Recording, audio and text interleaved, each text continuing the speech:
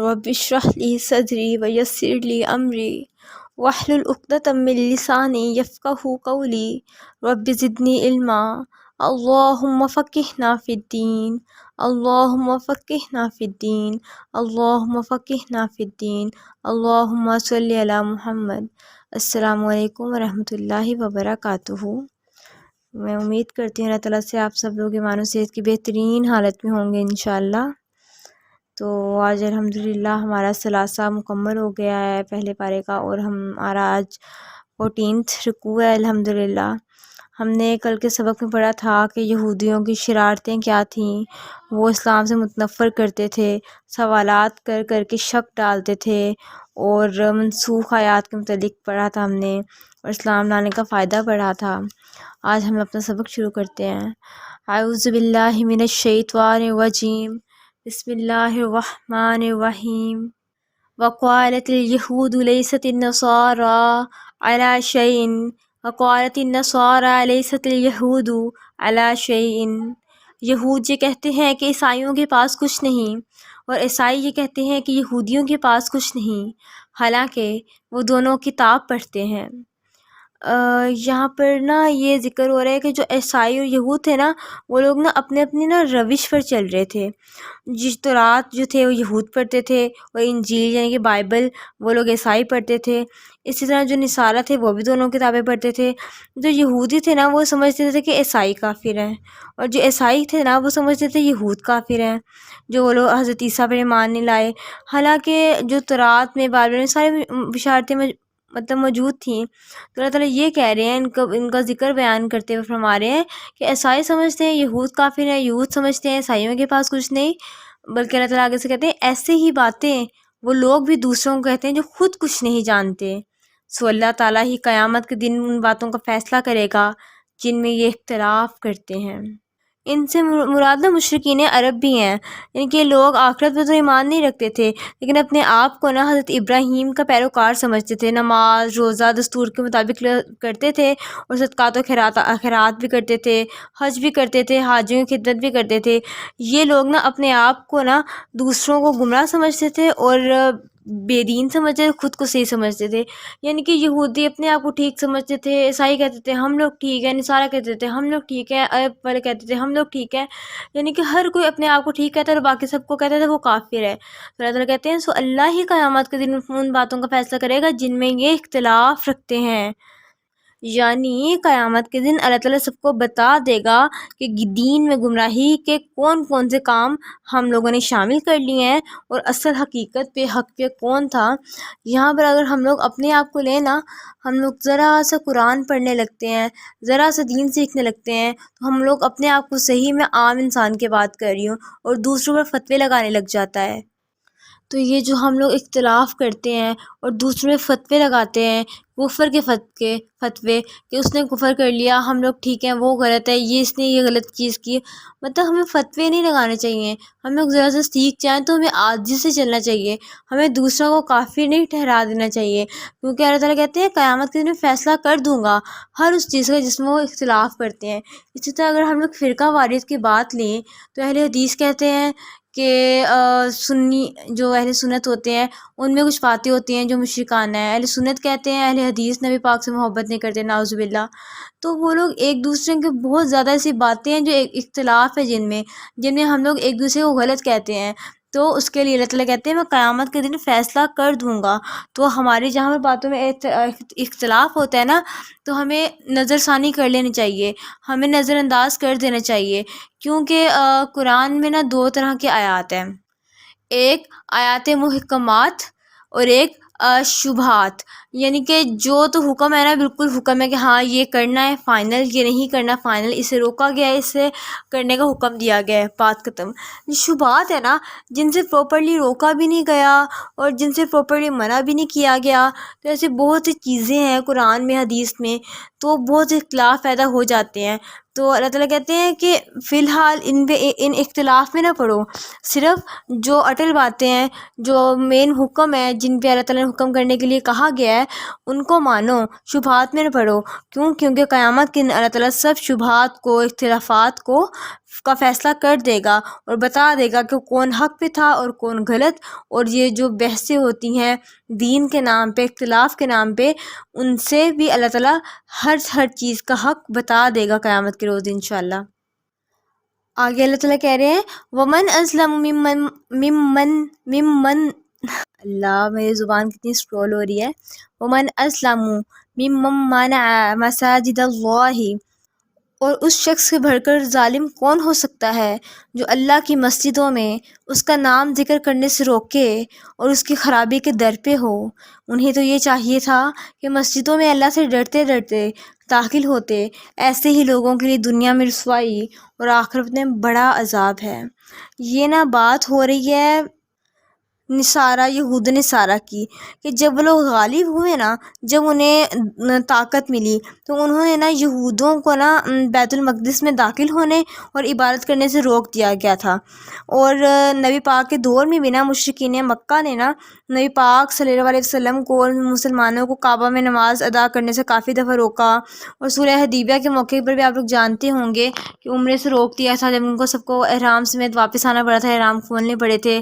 اسی طرح اللہ تعالیٰ کہتے ہیں کہ یہ لوگ تو اللہ کی مساجد کی رونق اور آبادی کے بجائے ان کی بربادی کے در پہ ہو گئے ہیں. یہ بہت بڑا ظلم کیا ہے انہوں نے، جو کہ اللہ تعالیٰ کو قطعاً گوارا نہیں ہے. اللہ تعالیٰ کہتے ہیں کہ انہوں نے اتنا ظلم کیا کہ ان کے لیے دنیا میں رسوائی ہے، آخرت میں بھی عذاب ہے. اور کس لیے؟ کیونکہ یہ اللہ کا ذکر کرنے سے روکتے تھے، کیونکہ یہ اللہ کی محبت، اللہ کی وحدت بیان کرنے سے لوگوں کو روکتے تھے. تو اللہ تعالیٰ کہتے ہیں یہ تو ان کی خرابی ہے. ان کو تو چاہیے تھا یہ خوف کھاتے ہوئے داخل ہوتے، لیکن انہوں نے نہیں کیا، انہوں نے الٹ کیا.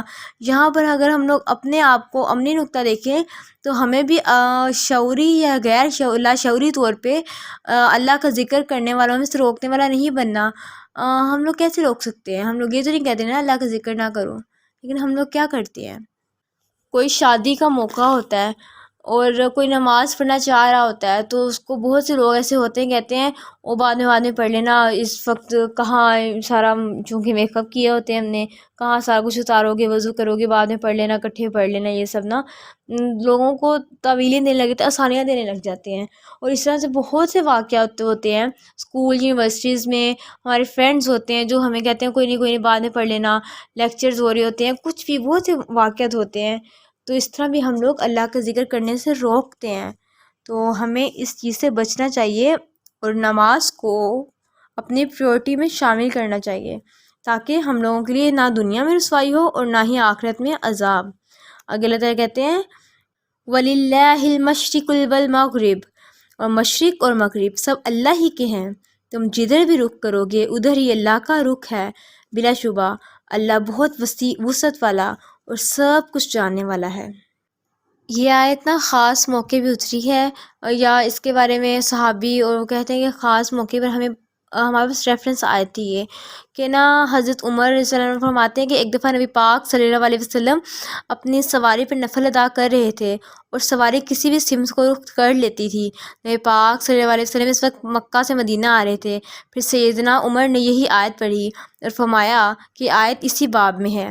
کوئی روایت میں ہے کہ ایک سفر میں نبی پاک اور صحابہ کرام جا رہے تھے کہ رات اندھیری تھی، ہر ایک کو قبلہ جدھر معلوم ہوا نماز ادا کر لی اور نشان کے طور پر پتھر رکھ لیے. صبح کو معلوم ہوا کہ بعض لوگوں نے غلط سمت میں نماز ادا کی ہے، ان کو تردد ہوا، تب یہ آیت نازل ہوئی کہ مشرق اور مغرب سب اللہ کے لیے ہیں، تم جدھر بھی رخ کرو ادھر ہی اللہ کا رخ ہے. یعنی کہ جب تو ہمیں قبلے کا پتہ ہو تب تو ہم لوگ نماز کو بالکل قبلے کی طرف کر کے ہی پڑھیں گے. لیکن جب ہمیں معلوم نہ ہو اور ہمیں لگتا ہے کہ اگر ہم نہ پڑھیں گے نماز قضا ہو جائے گی، اور ہمارے پاس اتنا وقت بھی نہیں ہے کہ ہم لوگ بعد میں نماز ہماری فوت ہو جائے گی، تو ہم لوگ تعین کر کے اپنے مطابق ہم لوگ نماز پڑھ سکتے ہیں. اگر سواری ہماری ادھر ادھر جاتی ہے یا کچھ بھی مسئلہ ہوتا ہے تو اللہ تعالیٰ کہتے ہیں مشرق اور مغرب سب اللہ ہی کے ہیں، یہاں تم جدھر بھی رخ کرو ادھر ہی اللہ کا رخ ہے. یہاں پر نا ایک چیز سمجھ آئی ہے، یعنی کہ نماز ضروری ہے، چاہے اس کے لیے اب دیکھیں جب ہمارے پاس وضو کے لیے پانی نہیں ہوتا تو اللہ تعالیٰ نے تیمم کا حکم دیا. اللہ تعالیٰ نے اتنی آسانی کر دی اور بتایا کہ بس نماز لازمی پڑھو. نماز نہیں چھوڑنی، کسی بھی حالت میں کسی بھی قیمت میں نماز سے دگا نہیں کرنا۔ نماز چھوڑ دیں گے تو ہم لوگ بے وفا ہو جائیں گے، کیونکہ ہم لوگ پھر اللہ کے رخ کی طرف دیکھیں گے نہیں نا، اور اگر اللہ کی طرف دیکھیں گے نہیں تو ہمارے پاس تو کچھ بھی نہیں رہے گا۔ تو اسی اللہ تعالیٰ کہتے ہیں، اللہ تعالیٰ بے شک اللہ تعالیٰ بہت وسعت والا اور سب کچھ جاننے والا ہے۔ اللہ تعالیٰ کے بہت وسیع علم ہے، اللہ تعالیٰ جانتا ہے کہ اس کے دل میں ہوٹ نہیں تھا، اس کے پاس جگہ نہیں تھی، اللہ تعالیٰ سب کچھ جاننے والا ہے۔ اللہ تعالیٰ علم ہے کہ اس کے دل میں نماز کی محبت تھی کہ نماز نہ چھوٹے، تو اللہ تعالیٰ معاف بھی کر دیں گے۔ اللہ تعالیٰ اگر تھوڑا سا قبلہ ادھر ادھر ہو بھی جائے گا بے دھیانی میں تو اللہ تعالیٰ معاف کرنے والے ہیں۔ کیونکہ اللہ تعالیٰ بہت وسعت والا اور سب کچھ جاننے والا ہے۔ یہی تو یہاں پر یہی بات ہو رہی ہے کہ اللہ تعالیٰ تنگ نظر نہیں ہے، نہ ہی اللہ تعالیٰ تنگ دل ہے، بلکہ اس کی خدائی اتنی وسیع ہے، اس کا زاویہ نظر اتنا وسیع ہے، اس کا دائرہ فیض بھی اتنا وسیع ہے کہ اللہ تعالیٰ اگر قبلے کی تلاش میں خطا ہو بھی جائے تو وہ قابل گرفت نہیں ہے، کیونکہ اللہ تعالیٰ جانتا ہے کہ اس کا فلاں بندہ کہاں، کس وقت، کس نیت سے، کس طرح سے اسے یاد کر رہا ہے۔ یہاں پر اللہ تعالیٰ بتا رہے ہیں کہ اس میں اگر ہم ان باتوں میں پڑ جائیں گے نا تو ہم لوگ مین چیز بھول جائیں گے۔ ہمیں مین چیز پہ فوکس رکھنا ہے، جو ہے نماز، جو ہے اللہ کی طرف رجوع، جو ہے اللہ سے اظہار محبت۔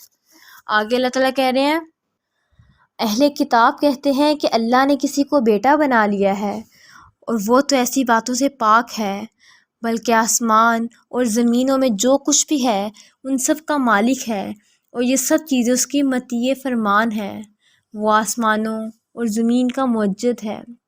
یہاں پر اللہ تعالیٰ کا نسب بیان کیا جا رہا ہے۔ اہل کتاب، یہاں پر عیسائی کی بات ہو رہی ہے کہ وہ لوگ نا، انہوں نے اللہ تعالیٰ کا بیٹا بنا لیا تھا نا، نعوذ باللہ، حضرت عیسیٰ کو۔ بلکہ صرف اہل کتاب میں عیسائی نہیں، جو یہود تھے نا وہ بھی کہتے تھے، جو عیسائی تھے وہ کہتے تھے کہ حضرت عیسیٰ اللہ تعالیٰ کے بیٹے ہیں، نعوذ باللہ، اور جو یہود تھے وہ کہتے تھے کہ حضرت عزیر اللہ تعالیٰ کے بیٹے ہیں، اور جو مشرکین تھے وہ کہتے تھے فرشتے اللہ تعالیٰ کی بیٹی ہیں۔ تو اللہ تعالیٰ کہتے ہیں کہ اس کی تردید کی ہے اللہ تعالیٰ نے یہاں پر، کہ آسمانوں اور زمین میں جو کچھ ہے سب اسی کے ملک، وہ ان کا مالک ہے، لہٰذا تمام اشیاء مملوک ہوئیں، یعنی کہ اس کی مخلوق ہوئیں، اس سے رشتہ داری کوئی نہیں ہے، وہ صرف اللہ کا اس دنیا سے صرف ایک ہی تعلق ہے، وہ ہے مخلوق اور خالق کا۔ وہ پیدا کرنے والا ہے اور ہم سب اس کی پیدا کی گئی مخلوق ہیں۔ اللہ تعالیٰ کی، اس لیے اللہ تعالیٰ کی اولاد ہونا ناممکن ہے، کیونکہ ایک حدیث قدسی میں اللہ تعالیٰ فرماتے ہیں کہ بنو آدم نے مجھے جھٹلایا اور گالی دی، اس کا جھٹلانا تو یہ ہے کہ میں اسے دوبارہ پیدا نہ کر سکوں گا، اور اس کا گالی دینا یہ ہے جو اس نے میرے لیے بیوی اور بیٹا تجویز کیا۔ کتنی تلخ بات یہاں پر کہی جا رہی ہے نا، کہ اللہ تعالیٰ کا بیٹا ٹھہرانا کسی کو، نعوذ باللہ، اللہ کو گالی دینا ہے، استغفر اللہ۔ اللہ تعالیٰ، وہ بہت پیاری صورت ہے قرآن کی، سب کو بہترین طریقے سے آتی ہے۔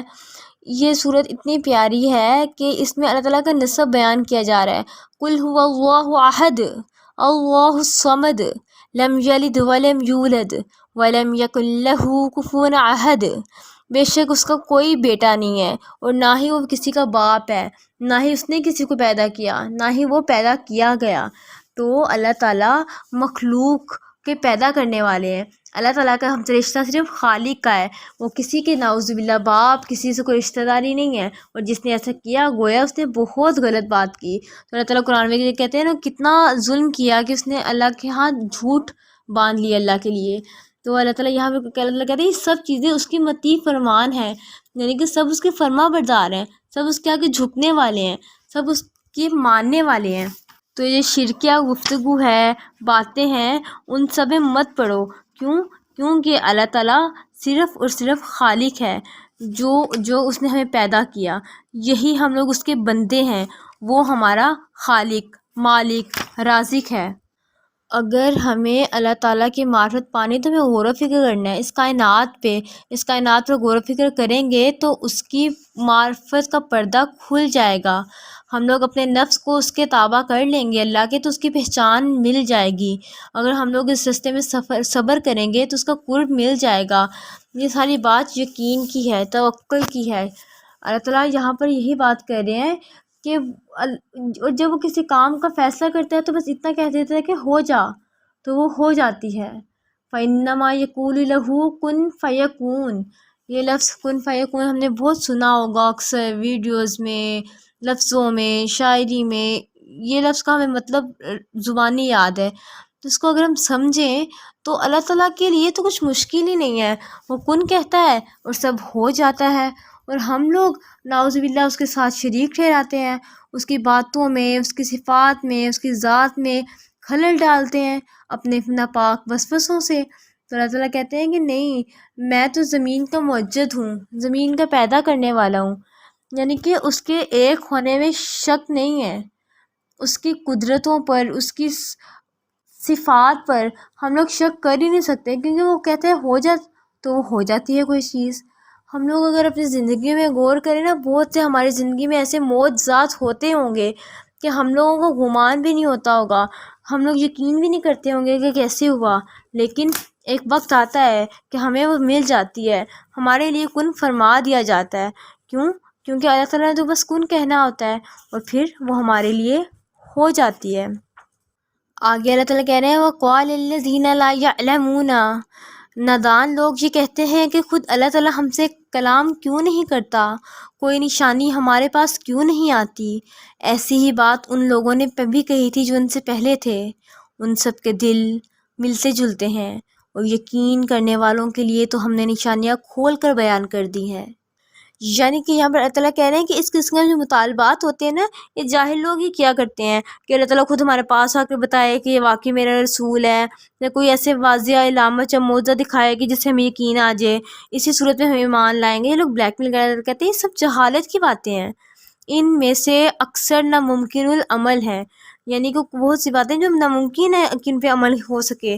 پہلے لوگ بھی ایسے مطالبے کرتے رہے ہیں اور آج بھی جاہل لوگ اسی طرح کے مطالبے کر رہے ہیں۔ پہلے لوگ یعنی کہ حضرت موسیٰ کے قوم نے خواہش کی کہ ہمیں اللہ کو دیکھنا ہے، اللہ ہمارے سامنے آئے گا تب ہم یقین کریں گے، تب ہی ہم مانیں گے۔ اسی طرح اللہ تعالیٰ کہہ رہے ہیں کہ یہ نبی پاک کے زمانے میں لوگوں نے اس طرح کے مطالبے کیے کہ یہ نبی پاک پہ کیوں قرآن اترا، ہم میں سے کس سے اتارتا۔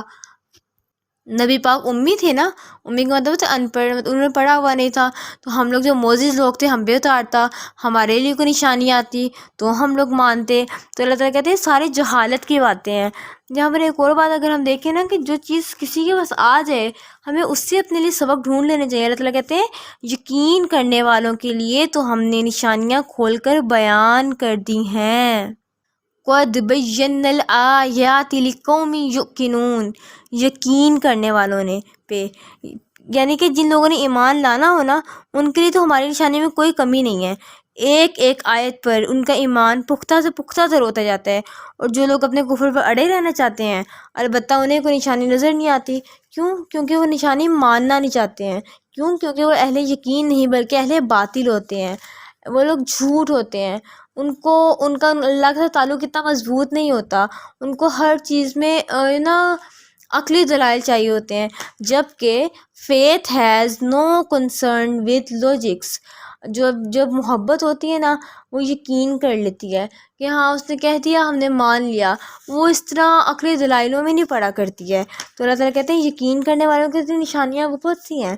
اللہ تعالیٰ اگر ہم لوگ غور کریں، اپنے آپ پہ غور کر لیں، تو ہمارے لیے ہماری ذات میں ہی اتنی نشانیاں ہیں کہ ہم لوگ اگر اس پہ غور کرنے لگیں تو ہمارا رواں رواں کام جائے۔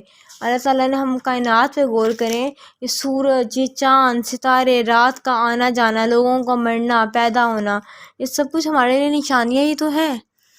کیا یہ ہمیں کیا لگتا ہے کہ سب کچھ خود ہو جاتا ہے؟ کہ سورج کو پتہ ہے کہ ہمیں اس وقت روشنی چاہیے، اس وقت اگر پتہ ہے سائنس کہتے ہیں کہ سورج ایک انچ بھی سورج اگر ہماری زمین کی طرف قریب ہوتا ہے نا، زمین پہ رہنا مشکل ناممکن تھا، اگر ایک انچ بھی سورج پیچھے ہوتا نا، زمین پہ اتنی سردی ہونی تھی کہ یہاں رہنا ناممکن تھا۔ تو کیا یہ سب کچھ خود ہی ہو رہا ہے؟ نہیں، اگر ہم لوگ غور کریں کہ اس کو چلانے والا، اس کے پیچھے کوئی ذات ہے جو اس کو اچھے سے کر رہی ہے، تو کیا ہم لوگ بیٹھے سب کچھ خود ہی ہوتا جائے؟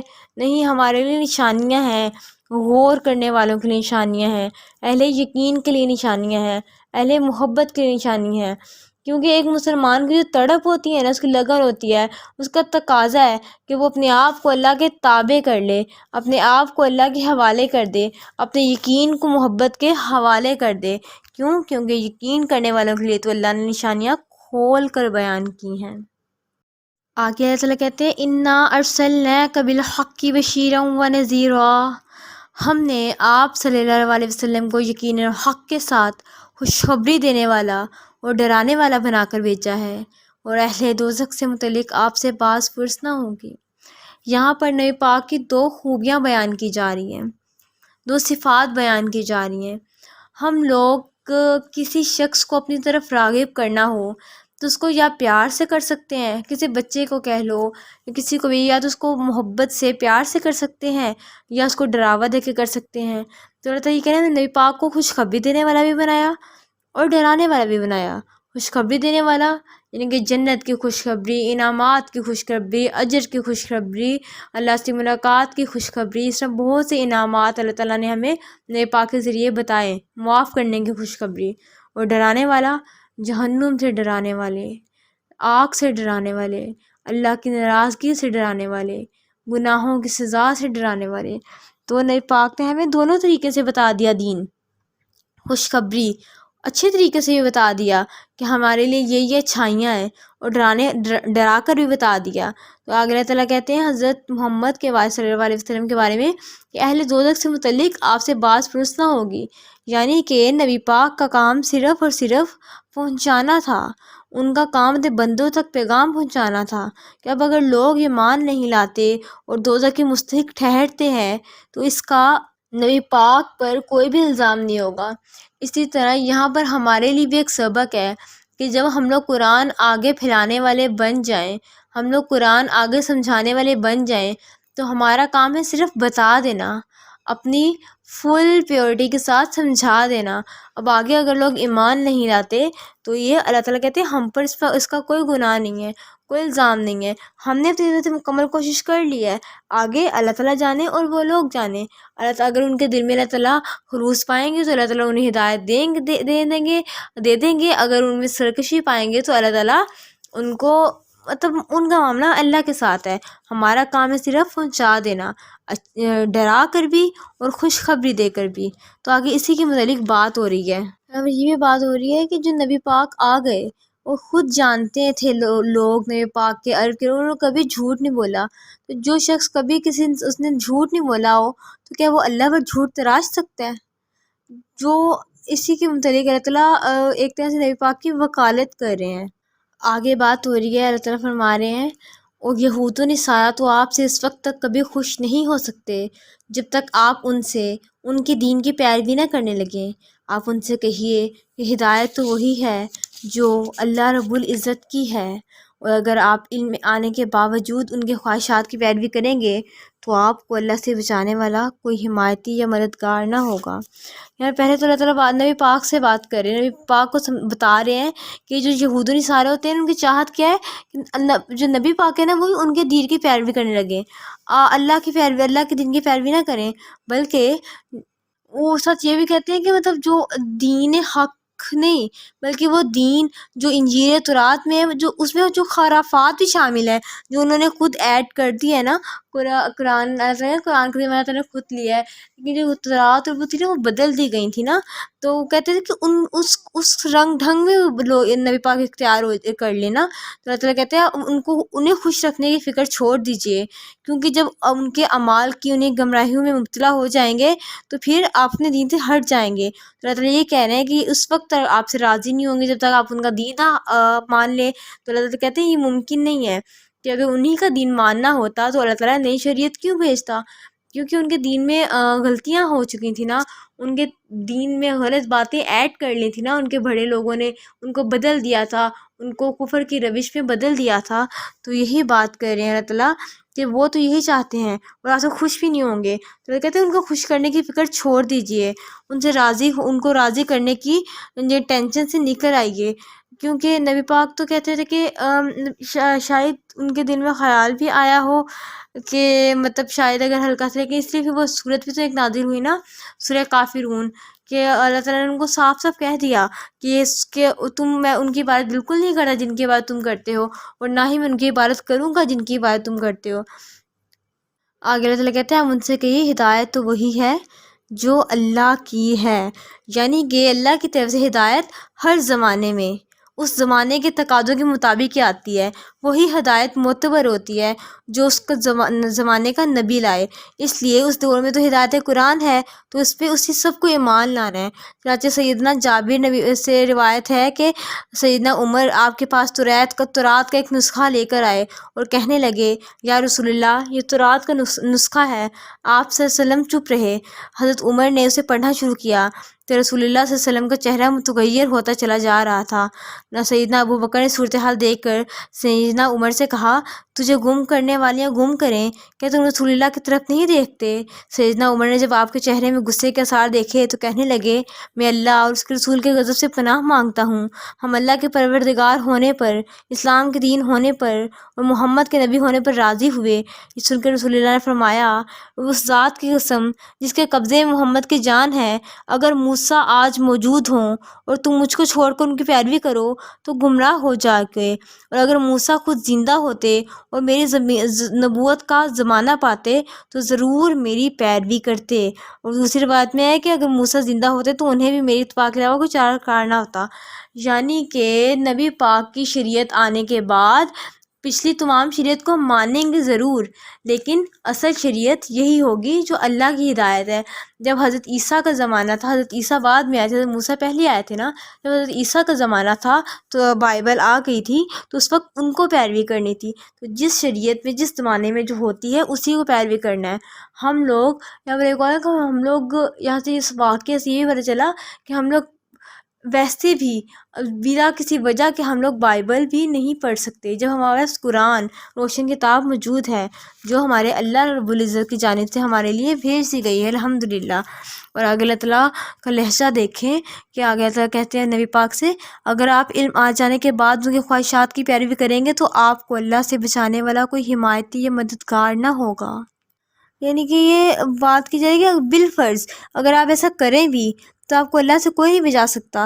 گویا امت کو انتہائی تاکید سے آگاہ کیا جا رہا ہے کہ اگر کوئی شخص اسلام لانے کے بعد پھر سے یہودی یا عیسائی بن جائے تو اس کو اللہ کے عذاب سے کوئی بھی نہیں بچا سکے گا، کوئی بھی پھر اس کا حامی و مددگار نہیں ہوگا، کیونکہ اس نے روشنی آنے کے بعد اندھیروں کو چن لیا، کیونکہ اس نے محبت کے آنے کے بعد پھر سے بھٹکنے کی راہوں کو چن لیا۔ تو جس نے ایسا کیا، خواہشات کی پیروی کی، اپنے علم آ جانے کے بعد، قرآن آ جانے کے بعد جس نے اپنی خواہشات کی پیروی کی تو پھر اللہ سے بچانے والا سے کوئی نہیں ہوگا۔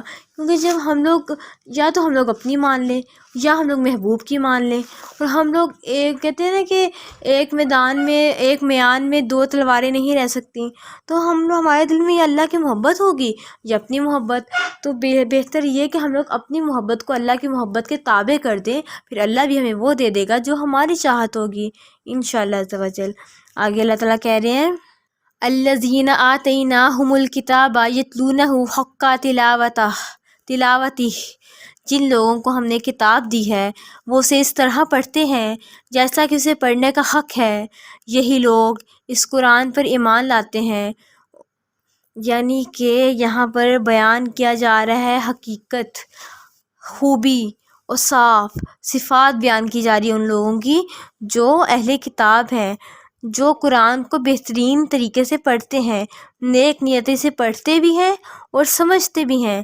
تو ایسے ہی لوگ رسول اللہ صلی اللہ علیہ وسلم اور قرآن پر ایمان لاتے ہیں، جیسے عبداللہ بن اسلام اور ان کے ساتھی یعنی کہ صحابی تھے۔ ان کے ایمان لانے کی وجہ یہ تھی کہ وہ تورات کو غور سے اور سمجھ کر نیک نیتی سے پڑھتے تھے۔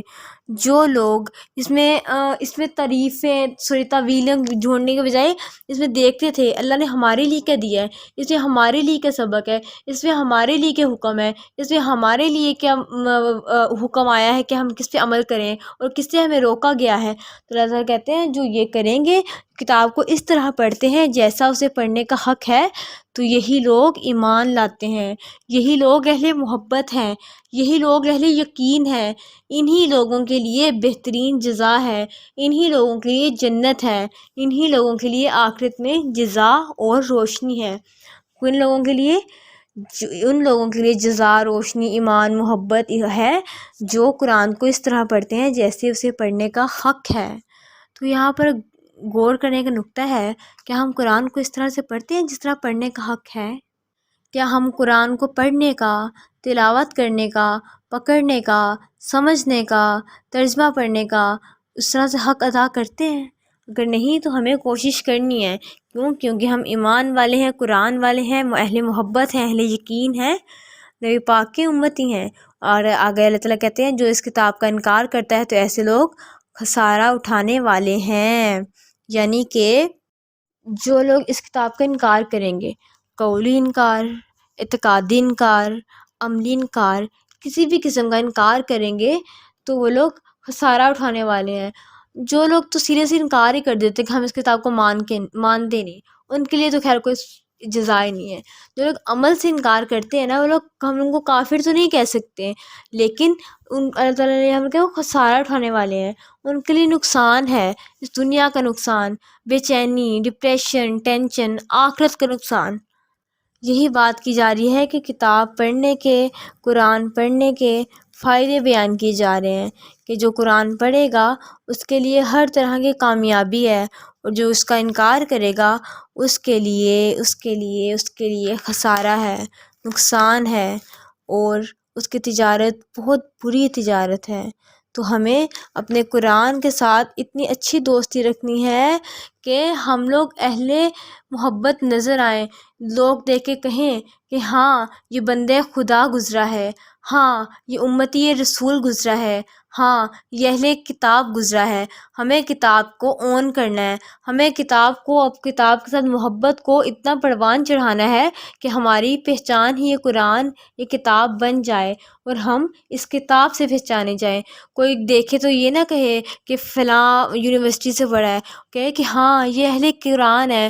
ہمیں اپنے اخلاق اتنا بہترین بنانا ہے، ہمیں اپنی محبتیں اتنی نشاور کرنی ہے، ایسے طریقے سے اپنے اخلاق میں خوبصورتی لانی ہے کہ لوگ ہمیں دیکھتے ساتھ کہیں گے دیکھو یہ اللہ کا بندہ گزرا ہے، یہ دیکھو نبی پاک کا امتی گزرا ہے، دیکھو اہل کتاب اس کے اندر سے پھوٹ رہی ہے، یا اہل کتاب کی روشنی اس کے اندر سے نکل رہی ہے۔ ہمیں اپنے اخلاق کو، اپنے کردار کو اتنا مضبوط کرنا ہے کہ ہم لوگ اہل کتاب، اہل قرآن، اہل محبت، اہل یقین نظر آئیں۔ انشاءاللہ اللہ تعالیٰ قرآن کو ہمارے دلوں کی بہار بنا دے، آمین یا رب العالمین۔ وما علینا الا البلاغ المبین۔ السلام علیکم ورحمۃ اللہ وبرکاتہ۔